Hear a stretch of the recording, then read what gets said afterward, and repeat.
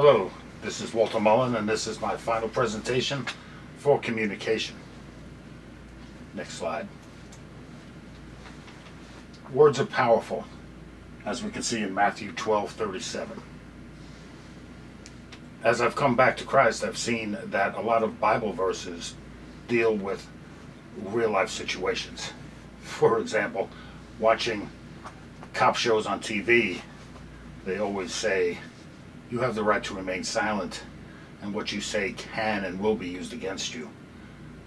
Just as it says in Matthew 12:37, what you say can and will be used against you on Judgment Day. Next slide. The Uniquely You test. I was surprised when I took the test, but after I thought about it for a little while, I could see why I was rated as an S, where people would see me as sensitive and submissive. After being in the Navy for 20 years, you do what you're told. You don't talk back. You follow orders.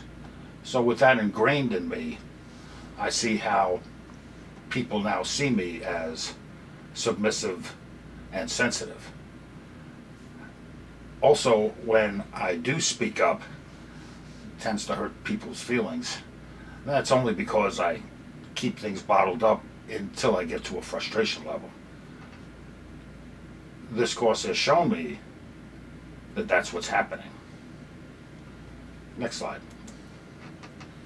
About me, I'm 52 years old. My goal now is to become a corporate chaplain. I was born and raised in New York City, Irish Catholic family.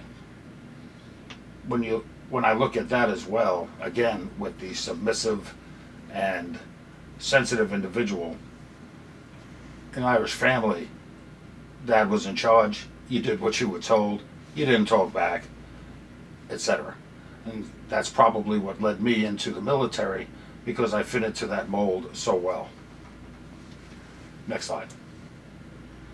20 years in the Navy, retired. My first job in the civilian world was a customer service trainer, which I enjoyed. But there again, too, it was a one-way conversation. I was the one doing the instructing, students were listening. There was really no discourse. Of course, questions were asked, but you would answer the question and move on. I now work for a defense contractor, and there's more conversation or dialogue here. And at times, believe it or not, it can be confusing. When you talk to the law enforcement side and they use their abbreviations, they would say Adam, Nora, Sam, where the military would say Alpha, November, Sierra. So after hearing the abbreviations a certain way for so many years, it does throw you off. You had to think about it a little bit. So again, listening is extremely important, and I found that that is something that I have to work on and do better. Next slide. I'm divorced, remarried. I have 2 children. My son Brandon, who's actually taking the videotape for me, and my daughter Alexis, who really needs to work on her communication skills as well. And I have a granddaughter, Lily Mae. Dr. Peterson said, everybody thinks they're a good listener. I always thought so. But if I really was a good listener, I may not be divorced. Meaning to say that if I would have listened better or caught certain cues, maybe I could have done something to prevent what had happened. Maybe not. I don't know. But the question is, or the answer is, at least I would have known. Communication would have opened up, and I would have known why that part of my life was ending. The barriers to communication, which I fit so well, is the flat brain syndrome.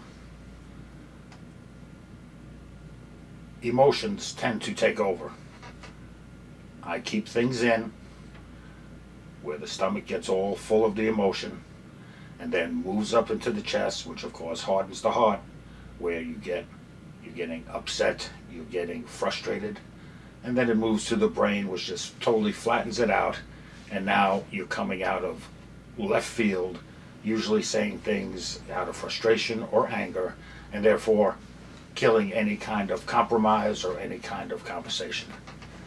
You don't mean to, but that's what happens.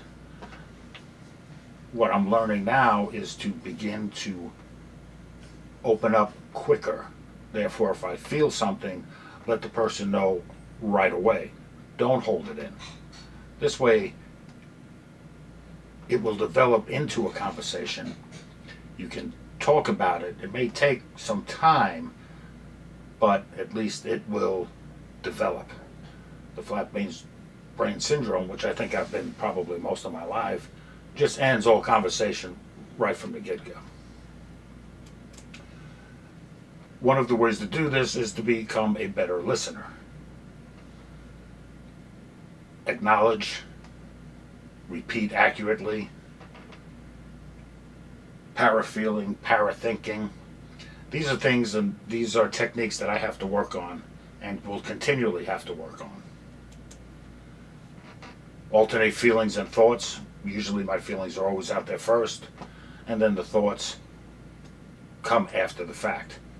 I have to alternate. I have to throw in thought with the feeling in order to express what I'm thinking and what I'm feeling. Guess it was nice to see interrupt, because I tend to do that a lot, so at least I can say it's part of my new learning technique. Next slide. Decode, meet intensity, admit arrogance, or excuse me, ignorance. Well, probably arrogance too, if you throw that, if you really want to, but ignorance is something that we all are afraid to admit. I don't understand what you're saying. Well, when you don't understand, that's what builds that barrier. You need to understand where the person's coming from, what they are saying, why they are saying it. Explore the future. That is something that I don't do now. Meaning, at the end of a conversation or during any kind of dialogue, the next thing, I really don't next. I don't move into a next kind of, what do we do going forward? Or I don't think about what I do going forward. Now I'm starting to do that, which helps me develop the next line of conversation that I'll go into. Next slide. Pitfalls.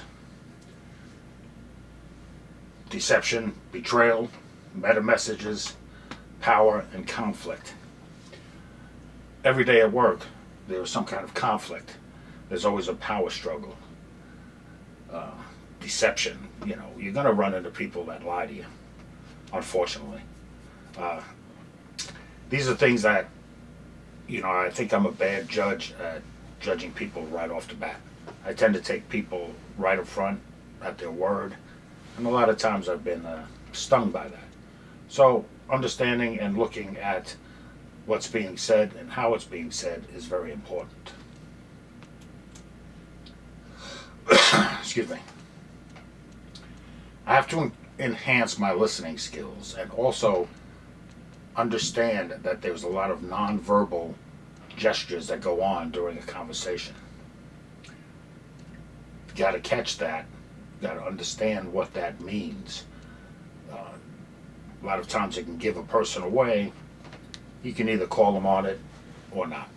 Sometimes it takes a lot more energy to call somebody on it than it does just to let it go by. Next slide. Also, expertise. In order to have your communication get across succinctly, you need to be the expert in the field that you are discussing. For example, in going into the corporate chaplains, being a counselor, presenting the professional appearance, knowing what you're doing, being prepared. That is something that people will expect, clients will expect, and that's something that will open up their listening skills.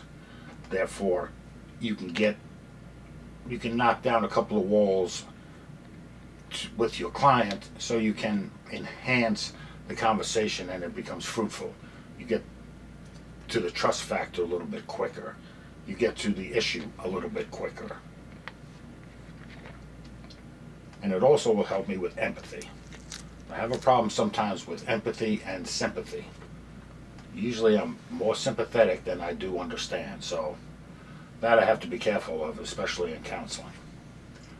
Next slide. Research and practice. Have to do a lot of that. You have to continue to research, you have to continue to practice. I was reading another article where they discuss 4 theories of interpersonal communication.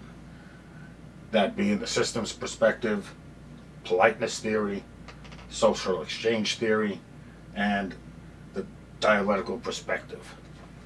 Those are listed in the notes section, their definition, and I think I tend to relate to the politeness theory more than anything. Making sure my image is upheld in conversations, being that sensitive, submissive guy. Next slide. I've tried the TLC method, and it works with some people. It works in a professional environment. Not all the people like the card, and the wife didn't like the card at all. Not at all. We're not going to go there anymore. It's kind of a done deal. See, that's why I just have the little one. The big one, it's gone. And Wheel's Law, I got a kick out of these, so I thought I'd include it. This is sort of the Murphy's Law of communication. If communication can fail, it will. If a message can be understood in different ways, it will be understood in just that way, which does the most harm.